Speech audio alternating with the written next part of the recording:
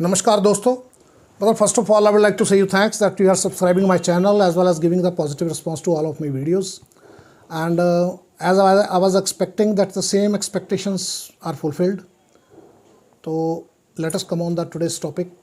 जो आज का हमारा टॉपिक है ब्रदर, पहले भी मैंने एक वीडियो बनाई थी प्राइवेट फाइनेंस के ऊपर, प्राइवेट फंडर कैसे फाइनेंस करते हैं। अब मुझे बहुत सारे लोग बहुत टाइम से फ़ोन कॉल कर रहे हैं कि सर उस वहाँ पे जो कंसेप्ट है उसको और क्लैरिटी दीजिए, एक वीडियो इसके ऊपर और बनाइए आप।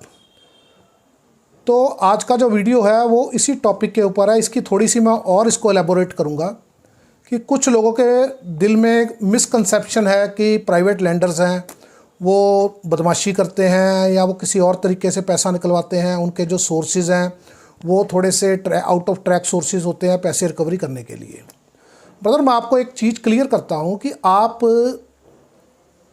प्राइवेट लेंडर को कोई भी इंसान कब अप्रोच करता है, आपकी प्रायोरिटी ये बड़ा ऑटोमेटिकली ये अंडरस्टूड है कि आप पहले अगर आपको पैसा चाहिए तो you will approach to the government banks.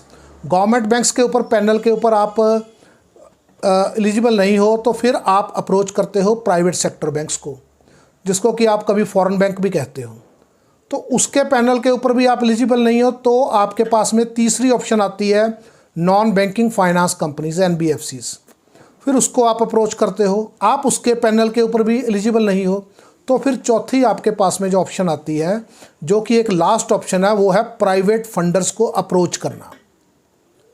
तो आप पहला कंसेप्ट तो ये क्लियर कर लीजिए कि जब दुनिया में आपको कोई भी पैसा नहीं देता है तो प्राइवेट फंडर एक लॉबी है जो आपको पैसा देती है आपकी ज़रूरत के वक्त। आप किसी बिज़नेस को इस्टेब्लिश करने के लिए जा रहे हैं या कोई बिज़नेस को एक्सपेंड करने के लिए जा रहे हैं, कोई ट्रेडर है उसके पास में कोई अच्छा ऑर्डर आया हुआ है, उसको पूरा करने के लिए उसको पैसा चाहिए जिसमें वो अच्छा मार्जिन कमा सकता है।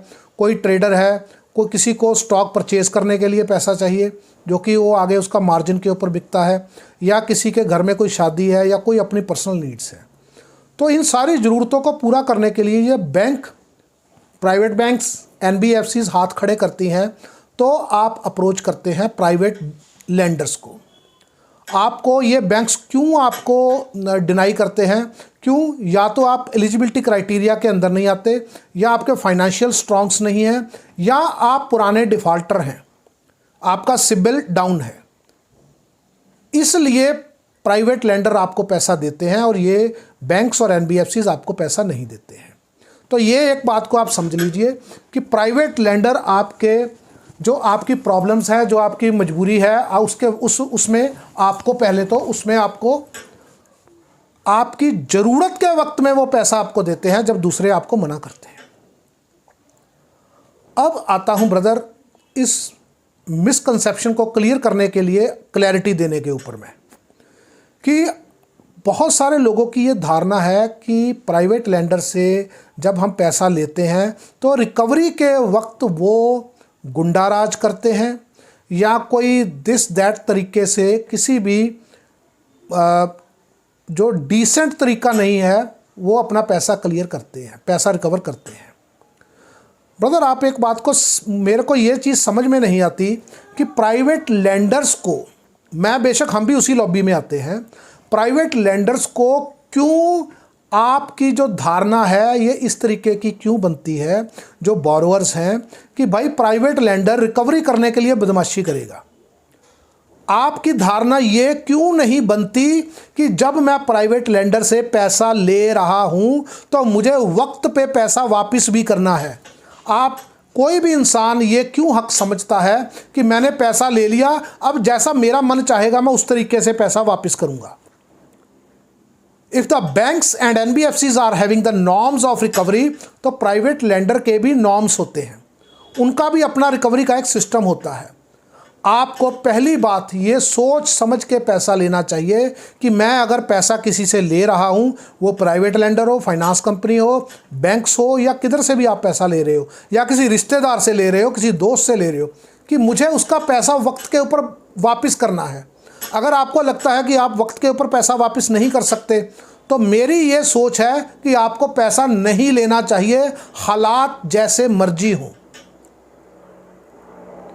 या आप अपने लेंडर या अपने दोस्त रिश्तेदार बैंक, आप उनको कॉन्फिडेंस में लेके चलिए कि भाई मेरे को ये टाइमली दिक्कत है, मैं ये वह पैसा इस वक्त क्लियर ना करके नेक्स्ट टाइम में क्लियर कर दूंगा। ये तो एक आपकी मिसकंसेप्शन को क्लियर करने के लिए मैंने बोला है कि पैसा लेते वक्त हमें ये प्लान करके चलना चाहिए कि ये पैसा जो एग्रीड टर्म्स के ऊपर, म्यूचुअली एग्रीड टर्म्स के ऊपर आपने लिया है, जो फंडर ने आपको टर्म्स बोली हैं, आपने उसको एग्री किया है, आपने डॉक्यूमेंट साइन किए हैं, तो वो पैसा आपको वक्त के ऊपर वापस करना चाहिए। उससे क्या होगा? नंबर 1, आपकी खुद की रेपुटेशन फंडर की नज़र में बनेगी। दूसरी बात है, नेक्स्ट टाइम में आपको पैसा एक फ्लेक्सिबल टर्म्स के ऊपर दिया जाएगा, कम रेट के ऊपर दिया जाएगा, क्योंकि आपकी क्रेडिट फंडर की नज़रों में बन चुका होगा। एक तो ये चीज़ की क्लैरिटी मैं आपको दे रहा हूँ। दूसरा, मैं आपको ब्रदर ये चीज़ क्लियर कर रहा हूँ कि जब आप प्राइवेट लेंडर को अप्रोच करते हैं दोनों काम के लिए, 1 सिक्योर्ड लोन, 2 अनसिक्योर्ड लोन। पहले मैं टॉपिक करता हूं क्लियर सिक्योर्ड लोन्स का, कि आप जब प्राइवेट लेंडर को पैसा लेने के लिए अप्रोच करते हैं तो वो पैसा देने के लिए तैयार है, आप पैसा लेने के लिए तैयार है, उसको पता है ये प्रॉपर्टी 1 करोड़ की है, इसके ऊपर मैं 50 लाख दूंगा, आपको पता है कि वो 50 लाख देगा, इस चीज़ के ऊपर आप पूरे अग्री करते हो, इस चीज़ के लिए आप रेडी हो गए हो। अब आते हैं मेन मुद्दा, जो कि बहुत सारे लोग ना तो उनको नॉलेज है, ना उनको पता है, ना वो क्लियर करते हैं, और बाद में इन टॉपिक्स के ऊपर, इन पॉइंट्स के ऊपर, टॉपिक क्लियर ना होने की वजह से इन पॉइंट्स के ऊपर क्लैशेस होते हैं। अब आप ये चीज़ समझ लीजिए वो कौन कौन सी टर्म्स हैं। पहली बात, आप प्राइवेट लेंडर को ये चीज़ क्लियर कीजिए, इस बात के ऊपर क्लैरिटी लीजिए, whether he will take the physical possession of the property। बदर मैं आपको सारी चीज़ें वर्बली बताऊंगा, ये ड्यूटी आपकी है कि आप इसको नोट डाउन करो या वीडियो को बार बार देखो आप, ठीक है।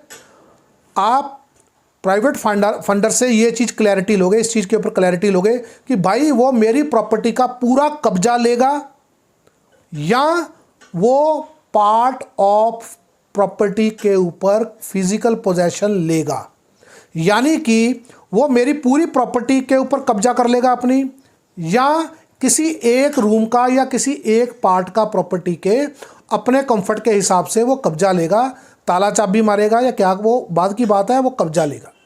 पहला पॉइंट ये क्लियर हो गया आपको कि पूरा कंप्लीट पोजेशन या पार्ट पोजेशन, ये पॉइंट क्लियर कीजिए। दूसरा पॉइंट, आप अपने फंडर से ये चीज़ के ऊपर क्लैरिटी लीजिए कि भाई मैं ये प्रॉपर्टी के ऊपर पैसा मिनिमम कितने टाइम के अंदर वापस कर सकता हूं और मैक्सिमम टाइम मेरे को कितना मिलेगा। बहुत सारे फंडर्स का ये अंडर नॉर्म्स ये चीज़ें रहती हैं कि भाई आप आज सपोज करो 1 जनवरी को पैसा ले रहे हो तो 31 दिसंबर तक का ब्याज तो मैं आपका काटूंगा ही काटूंगा। अगर आप जून में भी पैसा क्लियर करोगे, मैं 1 साल उसका लॉक इन पीरियड है, वो 1 साल का ब्याज आपसे लेगा ही लेगा, बेशक आप पैसा 1 साल से पहले क्लियर करके अपनी प्रॉपर्टी छुड़वाना चाहते हो। इस पॉइंट को आप क्लियर कर लीजिए, ठीक है। मैक्सिमम पीरियड वो कितना देगा? ज़्यादातर फंडर 2 साल या 3 साल का पीरियड देते हैं, भाई हर साल हर महीने मेरे को ब्याज देते जाओ और उसकी रिसीप्ट लेते जाओ। आप 3 साल तक मैक्सिमम मेरा पैसा यूज़ कर सकते हो। 3 साल के बाद में अगर मेरी और आपकी दोनों की रजामंदी है तो हम आगे, और आपको ज़रूरत है पैसों की अभी, तो हम आगे इसको रिकॉन्टिन्यू करेंगे। नहीं तो 3 साल के बाद बीच आपको मेरा पैसा 3 साल ख़त्म होते ही वापस करना पड़ेगा और अपनी प्रॉपर्टी वापस लेनी पड़ेगी, नहीं तो ये प्रॉपर्टी का मालिक फंडर हो जाएगा। इस पॉइंट को क्लियर कर लीजिए। मिनिमम लॉक इन पीरियड क्या है और मैक्सिमम पीरियड आपको कितना दिया गया है। नंबर 3 पॉइंट, आप इस चीज़ के ऊपर क्लैरिटी लीजिए कि भाई जो इंटरेस्ट की रकम है वो फंडर कैश लेगा तो उसके अगेंस्ट में किस टाइप की रसीद देगा, या वो बाय चेक लेगा यानी कि अकाउंट ट्रांसफ़र लेगा। अगर अकाउंट ट्रांसफ़र लेता है तो मैं सीधी सी बात आपको क्लियर कर देता हूं, आप फंडर के अकाउंट में ही वो पैसा भेजोगे। या उसके किसी भाई भतीजे के अकाउंट में पैसा भेजोगे, किसी भी थर्ड पर्सन जो कि फंडर का एम्प्लॉई है या कोई और XYZ जिसका आपको पता नहीं है, उसके अकाउंट में आप महीने का इंटरेस्ट मत पे कीजिए। आप कल इसको चैलेंज नहीं कर पाओगे। नंबर 4 पॉइंट, आप फंडर से इस चीज़ के ऊपर क्लैरिटी लीजिए कि भाई मैं ये वो प्रॉपर्टी की सेल डीड करवाएगा या वो प्रॉपर्टी के ऊपर रजिस्टर्ड मॉर्टगेज होगी या वो प्रॉपर्टी के ऊपर ATS होगा। ATS means agreement to sale, यानी कि बयाना होगा। ये चारों में से क्या चीज़ होगी? रजिस्टर्ड मॉर्टगेज होगी, सेल डीड होगी, ATS होगा या वो रजिस्टर्ड GPA करवाएगा। चारों में से कौन सी चीज़ होगी?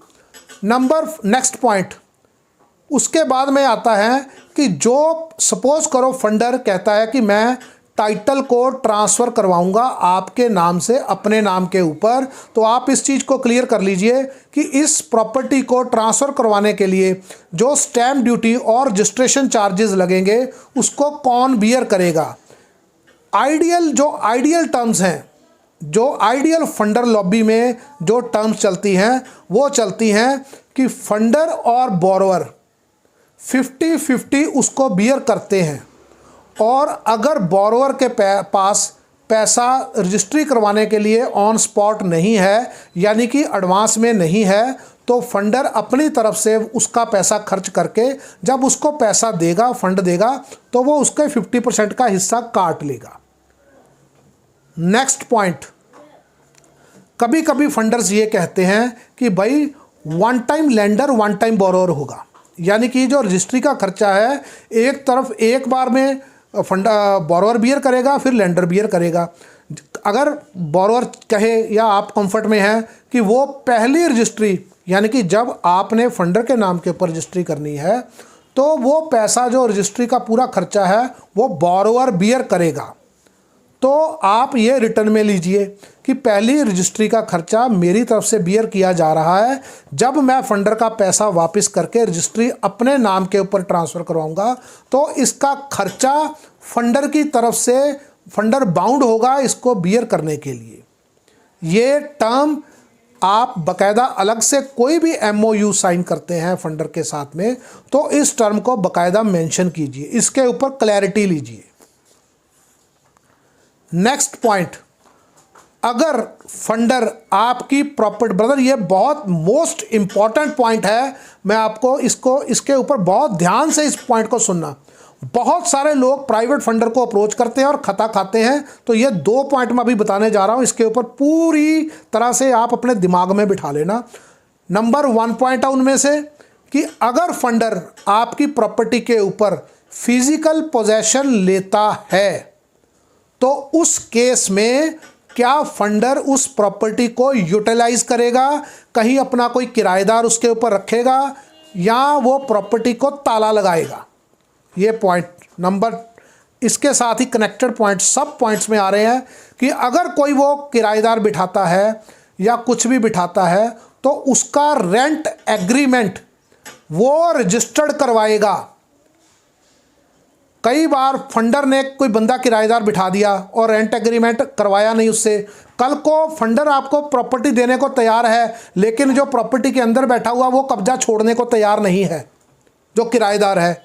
तो ये चीज़ आप इसमें बिल्कुल मेंशन करवाइए कि अगर फंडर इसको फिजिकल पोजेशन लेता है और इसके ऊपर बाई चांस अपना टेनेंट बिठाता है, हालांकि ये टर्म वाजिब टर्म नहीं है, फंडर को उस प्रॉपर्टी को यूटिलाइज करना नहीं चाहिए, पर हर फंडर की अपनी अपनी एक सिस्टम है, तो वो उस प्रॉपर्टी का हकदार है, वो उसको कैसे भी उससे कमाई कर सकता है जेन्युइन तरीके से।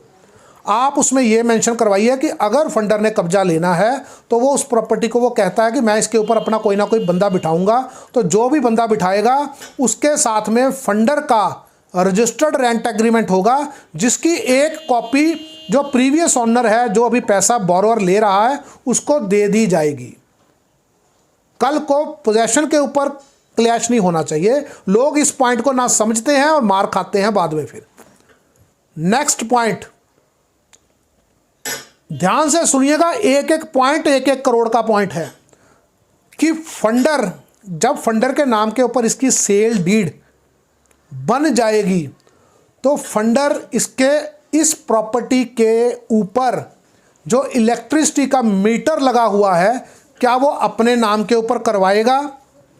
क्या इस प्रॉपर्टी के जो कोई भी इंसान फंडर का अपना आधार कार्ड, वोटर आई कार्ड या कोई भी यूटिलिटी बिल इस प्रॉपर्टी के नाम के ऊपर करवाएंगे? वो आपकी नॉलेज में होना चाहिए। इस प्रॉपर्टी का हाउस टैक्स फंडर के द्वारा ही अपडेट होना चाहिए। ये हाउस टैक्स कभी भी बोरोवर की जिम्मेवारी नहीं है। ये फंडर ने जब आपको पैसा दे दिया, उसके बाद में प्रॉपर्टी के ऊपर जो एक्सपेंस एडिशनल वो करता है, वो उसी की ड्यूटी है। जब तक आप प्रॉपर्टी को आप फंडर के हक में प्रॉपर्टी ट्रांसफ़र करते हो, तब तक वो साल हो, 2 साल हो, 3 साल को उसका हाउस टैक्स फंडर ही पे करेगा। नेक्स्ट पॉइंट, अगर इस प्रॉपर्टी के रजिस्ट्री अब फंडर के नाम के ऊपर हो जाती है, फंडर वहाँ का आधार कार्ड, पैन कार्ड या कोई यूटिलिटी बिल वहाँ के नाम के ऊपर ट्रांसफ़र करवाए, वो नो डाउट वो लीगली करवा सकता है, उसको रोका नहीं जा सकता। पर ये एक लैंडिंग हो रही है, तो इसमें प्रीवियस बोरोवर जो है, जो पहला मालिक है, उसकी नॉलेज में एक एक चीज़ होनी चाहिए। अब आप नेक्स्ट पॉइंट समझिए कि अगर ये प्रॉपर्टी फंडर के नाम के ऊपर रजिस्ट्री ट्रांसफ़र हो गई है, फंडर ने कब्जा ले लिया है, तो आप इस चीज़ के ऊपर बहुत ध्यान रखना ब्रदर। ये इतना ज़बरदस्त पॉइंट है कि इससे आपकी प्रॉपर्टी 1 सेकंड में मिट्टी हो सकती है। इस प्रॉपर्टी के ऊपर क्या फंडर लोन लेगा? ये चीज़ को क्लियर कीजिए। फंडर लोन नो डाउट ले सकता है, वो उसका अपना सिस्टम है। वो प्रॉपर्टी को जैसे मर्जी चाहे यूटिलाइज करे, उसकी ड्यूटी बनती है। जब आपने उसका पैसा दिया, उसने जिस शेप में आपसे प्रॉपर्टी मॉर्टगेज की थी या ट्रांसफ़र की थी अपने नाम के ऊपर, उसी दशा में वो आपको वापस करेगा। अगर फंडर इसके ऊपर कोई भी लोन लेता है, तो वो आपकी नॉलेज में होना चाहिए। ये चीज़ के ऊपर आप बिल्कुल ध्यान रख लीजिए। ये चीज़ ये फंडर के इख्तियार में आती है। फंडर लोन नो डाउट ले सकता है, आप उसको रोक भी नहीं सकते।